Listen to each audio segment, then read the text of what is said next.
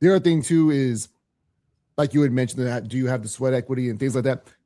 There's part of me where, and I want to move on to something else a little bit in just a moment, is that there are some people who have the actual the physical background and the actual accolades or the achievements on the field, but when it comes to them on the microphone or in the booth or they're commentating, they're not good at it. Like, just because you did play doesn't mean that you're good at the job that you have now. You were great at the job that you had, but you're not necessarily great at the job that you have now, which is commentary, because you're doing it because you are, insert whatever name that you have, insert any name that you want to.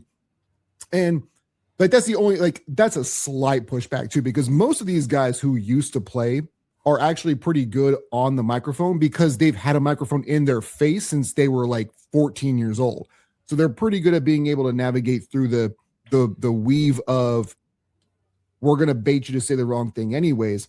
But sometimes we get too much of a robotic, the robotic response as opposed to an organic one. That's why I actually love listening to Tony Romo and Chris Collinsworth, and I don't like listening to Greg Olson. Yeah, you know what? Listen. I think the first time you left me almost speechless because I tend to agree with you. I mean, and that's not to say Greg Olson is